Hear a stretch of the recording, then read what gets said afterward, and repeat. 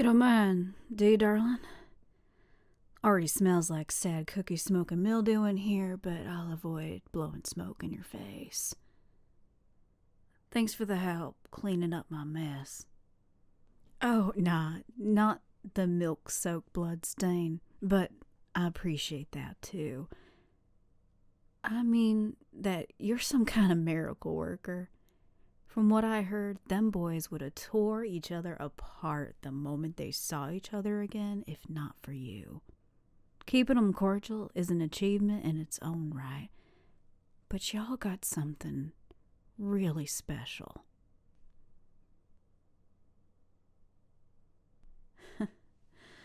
Don't really matter what you want to call it. The three of you are family.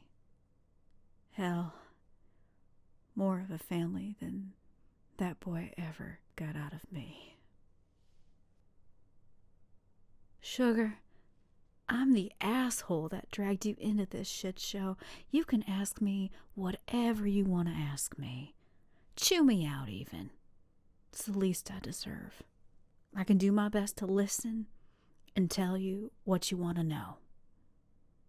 And if you want to eat some of the not burnt cookies while doing so, you're more than welcome to. I'm not really sure where to start. I've thought about a conversation like this over and over again for years now. Seth would have you think I'm oblivious, but I think he and I both know that's not really the case. And that's what hurts, because I know I haven't always done right by him, and it isn't just some mistake or happenstance. It's a conscious decision. So he's angry, and he's got every right to be. I don't begrudge him for it. Not for a second. Hell, I want him to give me an earful. I've been waiting for the day. Dreading it. But wishing I'd done different and daydreaming about being Mother of the Year doesn't do a lick of good for either of us. I was with his daddy when I was too young to even think about settling down in that nowhere town. Dreamed of seeing the world. Or at least more of it than this. Of course, as is the case with me throughout my life, my indiscretion and recklessness threw a wrench in those plans. A beautiful, brown-eyed baby boy. I named after some cute fella in a band I used to like. And for a good while, I was the happiest girl in the world.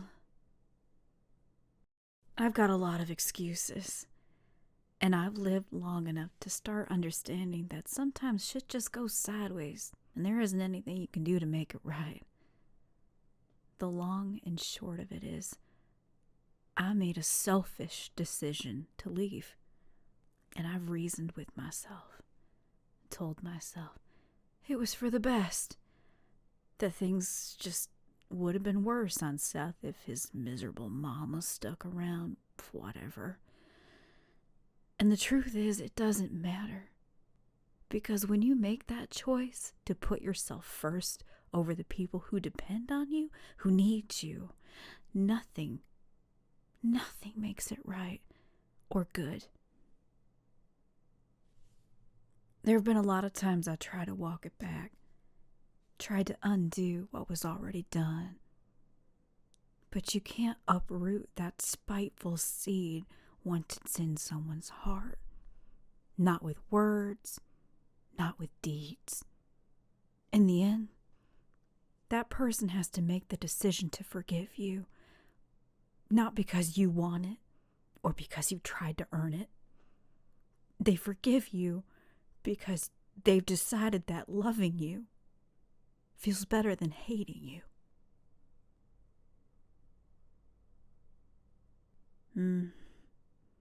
I think what you mean to say is he doesn't want to hate me. Nobody wants to hate their mama. I sure as hell don't want him to hate me, but I don't blame him. My last attempt at trying to make amends, at trying to be his mom, I brought him into all this. I knew what I was doing, that I was just another no-good crook. But when he told me he wanted to get away, I heard so much of myself in his voice. If anybody knew what it felt like to be stuck and desperate and willing to do anything to get away so long as it was different and exciting, it was me.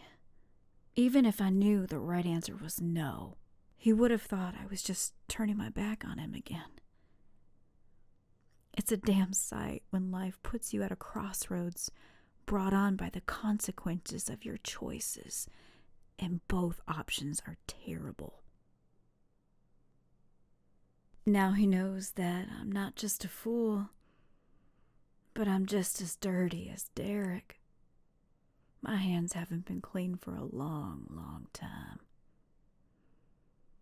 I wish I was just some sort of airheaded free spirit, wandering and rambling. It'd be easier on him. I thought that after all this time, after the distance and the silence, he'd be a much colder man. But I still see that boy.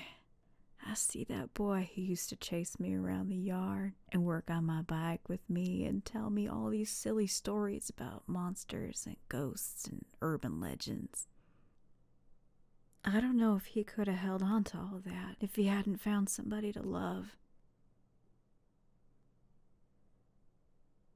Oh, hon, you think he just loves Alphonse? Sweetheart, love is a wild, magical thing. It's a medicine and a poison.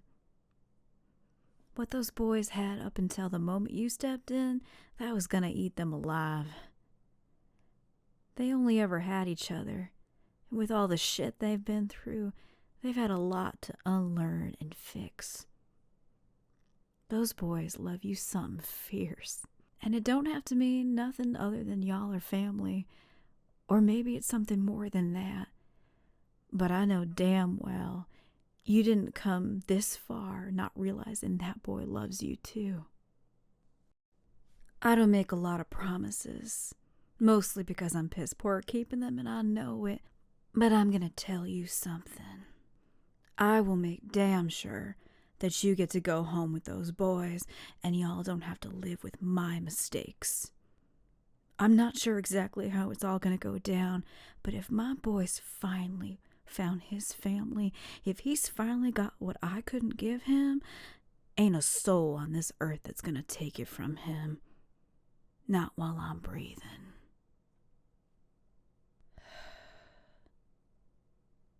Now, it looks like those boys of yours have been crying and getting all in their feelings, so you might want to go grab them. I'm sure all three of you need some damn sleep, so drag them to bed and get some rest, will ya? I'm gonna go figure out what the hell to do from here.